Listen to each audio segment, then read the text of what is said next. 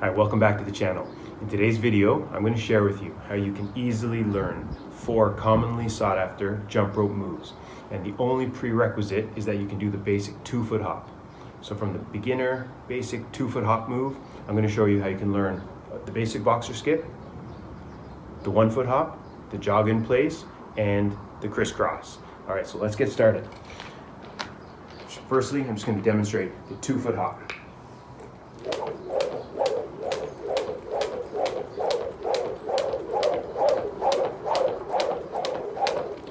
So, as the name suggests, with the 2-foot hop, both feet are going to be involved in the jump rope move. You're jumping with both feet close together. Both feet are doing an equal amount of work. Both feet are landing on the ground at basically the same time, and both feet push off the ground with basically an equal amount of force. So the basic 2-foot hop, it's typically the first move that people learn because your body weight is evenly distributed over both legs. Now, with the basic boxer skip, what we're going to do is, as opposed to jumping rope with our 2 feet together, we're going to take a step back and watch what happens to my upper body. Okay, so let's see that again. You can start with your feet on the ground, take a step back with one leg, and when I take a step back, my body weight, my upper body, shifts back. Now my body weight is more heavily distributed to this right leg, the leg that is in the rear. Conversely, the opposite side. Here I am, my 2 feet together, and I'm going to take a step back, and as I do so, my body weight shifts back to that rear leg, in this case, the left leg.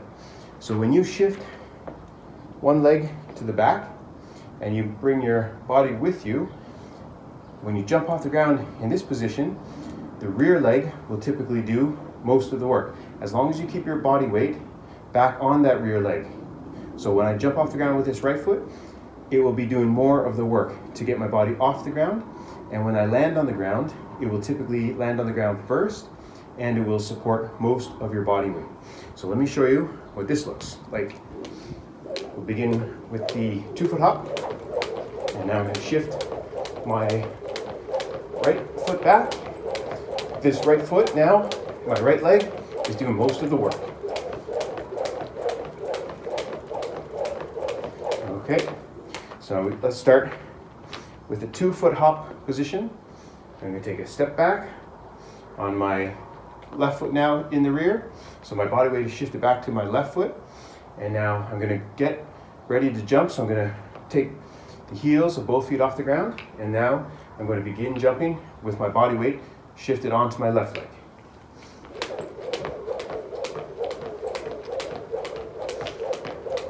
Okay, so after you're able to perform hops with one foot in the rear, then you can try to alternate them, like so. I'm performing several hops with my right foot to the rear, now my left foot. And as you get comfortable doing that, you can do fewer hops in between rotations with one foot in the back, like so.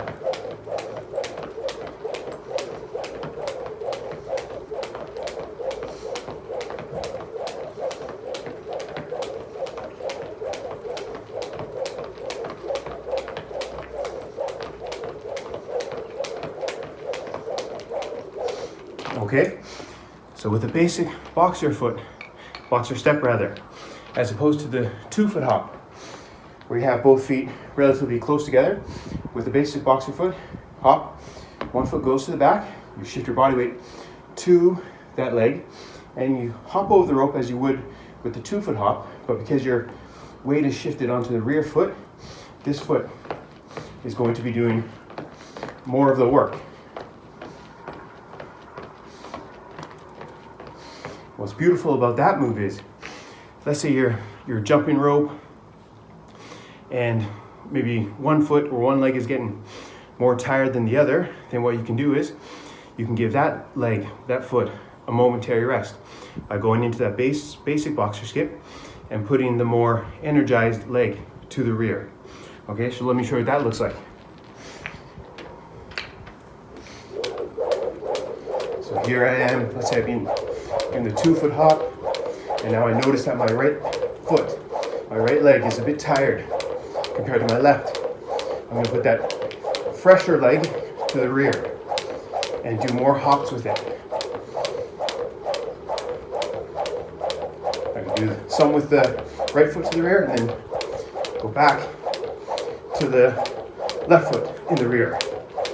So that's a great way to utilize the boxer skip. If you're jumping rope, you're incorporating various moves, and if you feel that one leg is feeling a bit more tired than the other, go into the boxer skip and put the more energized, the fresher leg in the rear. So now that we're getting a little bit more used to shifting our body weight, allowing one foot, one leg to do more of the work, what we can do then is transition to a move that involves that one leg doing all of the work, where our body weight will be shifted to one leg, 1 foot, and that is the 1-foot hop. So here we had the 2-foot hop at the beginning. We shifted our body weight to the leg in the rear. Now, to perform the 1-foot hop, what we need to do is take the other foot, the front foot in the front, off the ground and continue doing hops. And now we're doing the 1-foot hop. Opposite, put the left foot in the rear like you were doing the boxer skip. Take the front foot off the ground and now do hops with the foot in the rear. Now we're doing the 1-foot hop. And one really important thing when you're doing the 1-foot hop is, because that 1 foot, that one leg is doing the majority of work, that one leg is supporting your entire body weight, it's very important to try to jump low off the ground. You don't want to jump too high, because if you're jumping too high and you're doing that continuously, you're putting extra strain on that 1 foot, that one leg. So when you're doing the 1-foot hop, try to jump low off the ground. And of course, this comes with practice. When you first start jumping with either 2 feet together or just 1 foot, you may be jumping higher than you need to. But over time, with practice, you'll find that your hops get lower and lower. You might have to make a conscious effort to do that. And because 1-foot hops place a little bit more strain on that 1 foot, that one leg, you don't have to do too many in one particular workout or do too many too often. You can gradually increase the amount that you're doing. Really listen to your body when you're doing 1-foot hops. Okay, now if you're able to do the 1-foot hop with both feet, like so, got the left foot here, with the right foot, so you can practice with 1 foot at a time. You might put the right foot to the rear here, for example, and try to do, maybe just try to do 1 to start with. And then you can try to go for 2 once you get good at doing 1, and you can keep adding repetitions like that and practice with both feet. So let's incorporate those few things so far. 2 feet together, 1 foot back, and I'm going to shift my body weight back to that foot. I'm going to raise this front foot off the ground, and now I'm going to try to do some hops.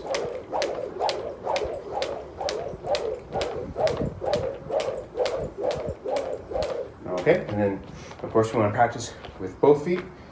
There we go. This foot off the ground.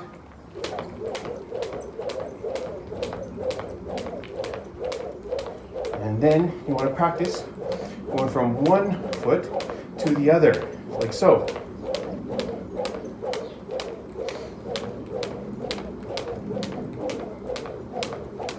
Nice and easy. All the while trying to jump low off the ground. Then once you're able to do 1-foot hops quite comfortably, then to do the jogging step, when 1 foot is on the ground, you hop over the rope with that 1 foot, the other foot comes down to the ground. Hop over. So you're doing 1-foot hops in an alternate fashion, like so. I'll do a few single leg hops first.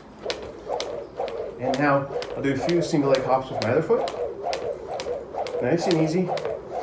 And then just decreasing the number of hops. And then I'll go into the just 1-foot hops. What's nice about this is you can go back to doing several 1-foot hops on one leg and the other. You can decrease the number of hops until you're doing just 1. And that is the 1-foot hop. Now, let's transition to the crisscross, which is a very highly sought after jump rope move. So the crisscrosses are quite challenging. I've got a very detailed, full tutorial on how to learn crisscrosses. I'll link to that down below in the description. When you're first learning how to do crisscrosses, it's important to see if you can catch the rope underneath your feet, as well as flip the rope overhead and try to catch the rope under your feet. And now this might look a little strange. Maybe the rope might not swing over our heads very symmetrically, and that's because we're not using any momentum. But let me show you what I'm talking about here. Got my 2 feet together. I'm going to swing the rope overhead, and as I do that, I'm going to, as the name suggests, cross my arms in front of my body so that the rope can cross and then hopefully go under my feet. That's what we want to practice. Let me show you what this looks like. Okay, so as the rope was passing overhead, I lifted my heels off the ground like so, and then I caught the rope underneath. And now once you can do that, what you want to try doing is doing the cross part while hopping over the rope. Do it slowly. Okay.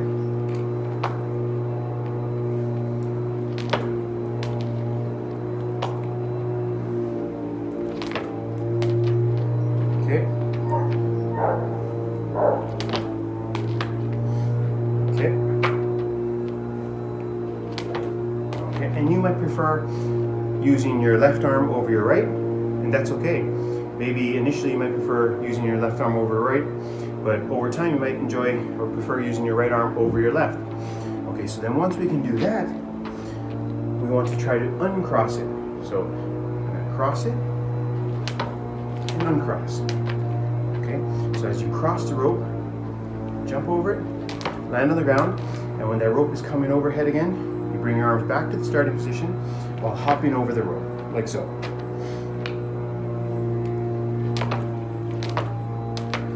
Okay.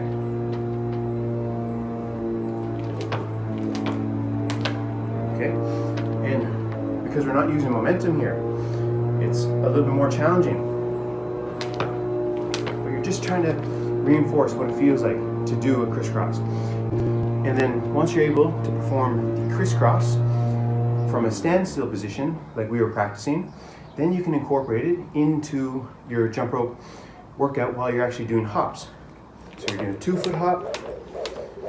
I want to do a crisscross, so as the rope is going overhead, I'm going to bring my arms across my body.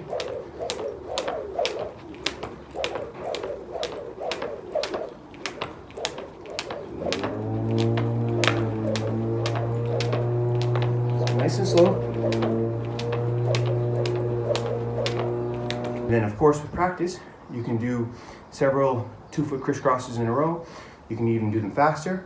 And then over time, you'll be able to even alternate hands or arms.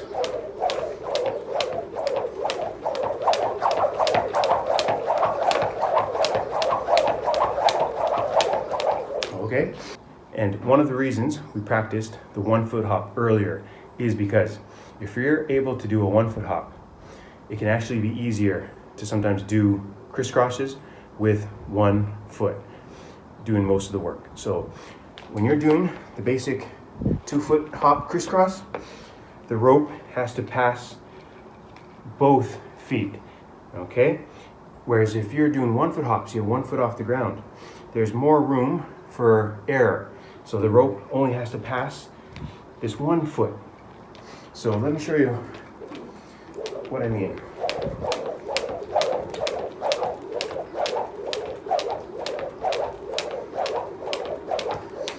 There's less of my body up on the ground. Only 1 foot is making contact with the ground. So when that rope is passing under my feet, it only has to pass a small distance to get past that 1 foot as opposed to getting past 2 feet. So when you're able to do 2-foot hops, or even if you want to practice learning with 1 foot, you can shift that body weight to the rear, to the foot in the back, and then try that same pattern.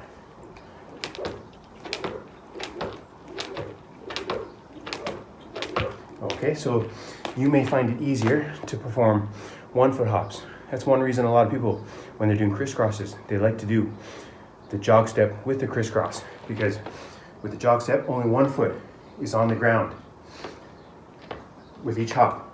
So the rope has to only pass under the one foot on the ground. It can be easier to do. Well, I really hope you found this video helpful. All right, thanks for watching, everyone. And I got an important announcement to make.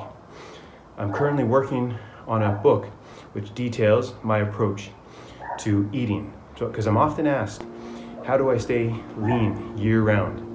And that's what I'm working on right now. I want to share with you the approach which has worked so well for me for so long. I'm almost 45 and I'm still lean, still have six-pack abs, but it wasn't always that way. But I want to show you in detail in this book what has worked for me, and I think the same principles you can use and adapt them to suit your needs, your lifestyle.